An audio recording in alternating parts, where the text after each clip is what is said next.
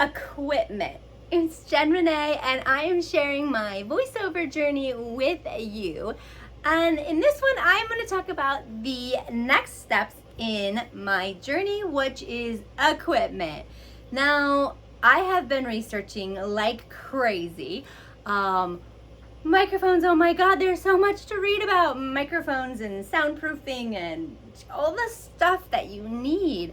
I had no idea, right? I had no idea. And there's so many people that have so many opinions about what's the best thing. So basically, I did my research, and the way I did it, I would go probably maybe 5 different websites, and I would find the similarities. Like, okay, these are amongst like the top 5, and they're all similar across all these different websites.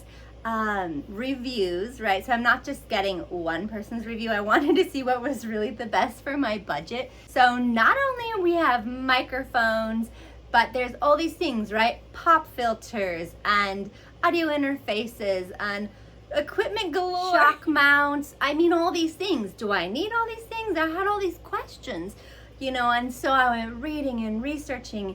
Yes, you should have a shock mount. And from the get-go, if I'm gonna start, getting gigs, I need to sound right. I need to have it set up. I need to have good quality audio from the beginning. I need to know what I'm doing from the start.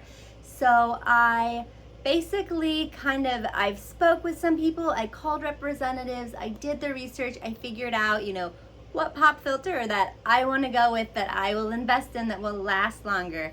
Why even use a pop filter, right? I'm brand new. I'm learning, what do these things do? Why do I need them? How do I set them up? What works together? Luckily, I had a really great representative from Sweetwater who was recommended to me by my voice coach, who I found on voices.com, which I feel is the number one resource out there. It's so thorough, it's so accurate. It really helps you walk step by step through the process. And then I find all the different articles, the different supplementary things that I feel are supportive. I hope I didn't do too much research. I didn't want to go into like research crazy mode.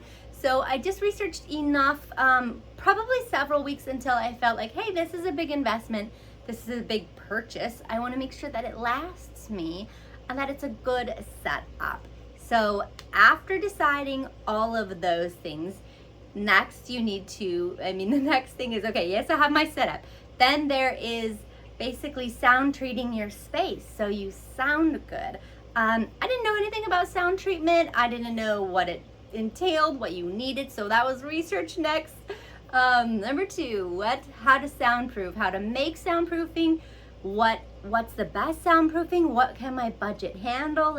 I'm not gonna go out there and buy a whisper room before I even started my voiceover acting career. I'm gonna figure out how to do this from my home, what space in my house is the most quiet, and how do I effectively sound treat that space with my budget. And I found the 4-inch acoustic foam seems to be the best at soundproofing, and where to put that soundproofing, the corners and the ceiling, and where you put it to have an effective sound. So research that, figured that out, discovered I'm going to do a DIY, do it yourself, for my budget, because again, I'm just starting, so this is new to me, and I gotta be effective with my budget and also with my sound. I want to, know what I'm doing, educate myself, sound good, so that when I try out for things, hopefully I have a little bit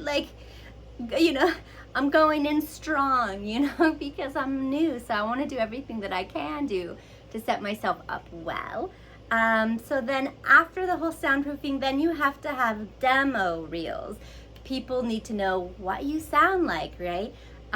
So to have those made professionally, and again, brand new here, so I need to figure out how to use my voice, how to make a demo reel. So I have found my voiceover coach, I think I mentioned on voices.com. They had a list, and I just went through there and I picked somebody that I just felt like I would connect with. which is Rachel Elena, and I'm so happy to be working with her.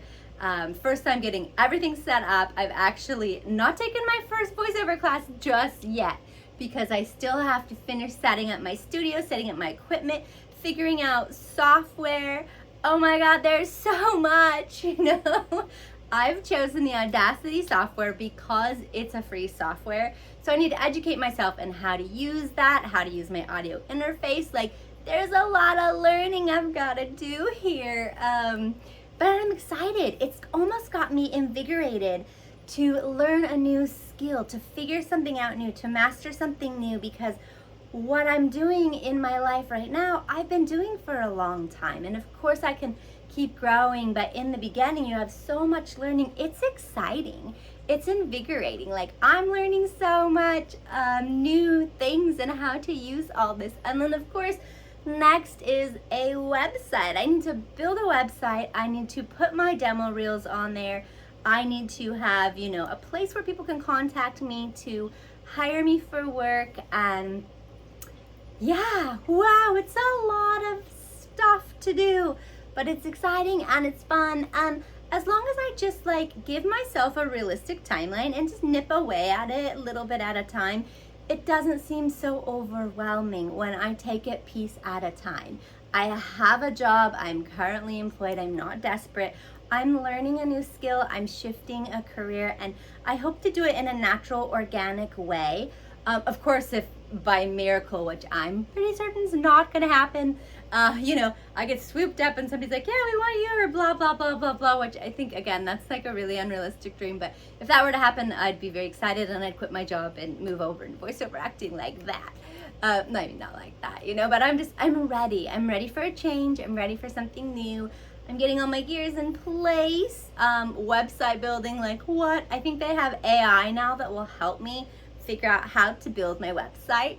So again, I'm figuring this out on my own. I'm doing it on my own because I'm not at a place where I can hire a web developer. You know, I'm just not there yet. But hopefully, you know, when I reach my 5-year point, then I can, you know, hopefully be a little further along the way. So stay tuned.